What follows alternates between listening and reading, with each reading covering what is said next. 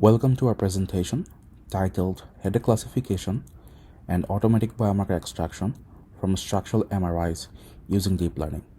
I am MD Mahfuzur, a computer science PhD student from Arizona State University. In this work, we aim to determine if individuals with headache can be differentiated from healthy non-headache controls using measures of brain structure, and which brain regions contribute to headache classification. We use deep neural network to find these differences automatically. We first perform classification of individuals with headache versus healthy individuals using structural MRIs. Since the deep neural networks classifies by finding differences among the classes, structural changes due to headache are found at this stage. In this paper, we studied 3 headache types, and they are migraine, acute post-traumatic headache, and persistent post-traumatic headache.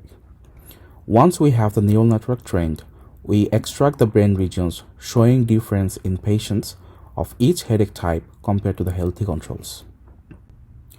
A little background about deep learning. While traditional machine learning requires domain knowledge to extract features, deep learning methods learn the best features that maximize likelihood depending on the task. Classification in deep learning involves deep neural networks that consist of many layers of convolutional operations. These convolutional layers are learned during training, which extract features for classification. We collected 5 institutional datasets containing a mixture of migraine, post-traumatic headache, persistent post-traumatic headache, and healthy individuals. We augmented our set of healthy individuals with additionally publicly available dataset. We combined these datasets for our 3 classification tasks. Our dataset for migraine classification contains 95 migraine patients and 532 healthy individuals. The dataset for acute post-traumatic headache classification contains 48 acute post-traumatic headache patients and 532 healthy individuals.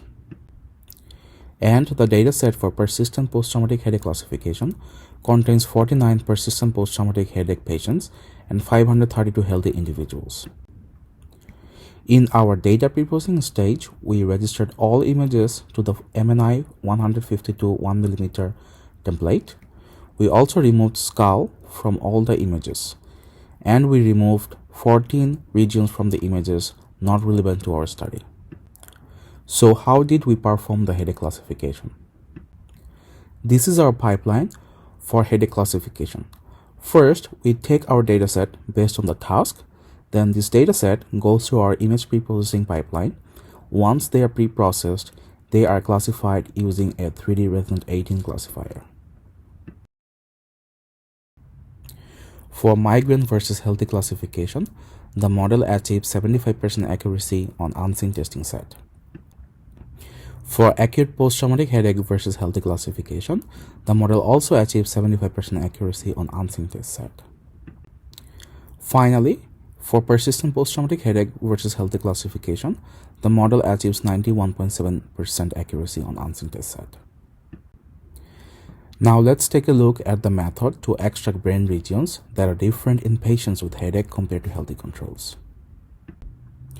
Once the neural network is trained, we apply GradCam on it, which produces images like the example brain image shown in this slide. You can see there are some red highlighted regions. We call these activations from the neural network. These are the brain regions where the neural network looks to classify this input image to one of the headache category. We take average of maximum activation in each of these brain regions across all the patients. Then we sort this region according to the average, which gives us the top brain regions. These are the top brain regions that the model found different in patients with migraine compared to healthy control. The underlined brain regions are also reported in the existing literature. These are the top brain region different in APTH patient with underlined brain regions reported in the existing literature. And finally, the top brain regions found different in PPTH patient with underlined brain regions reported in existing literature.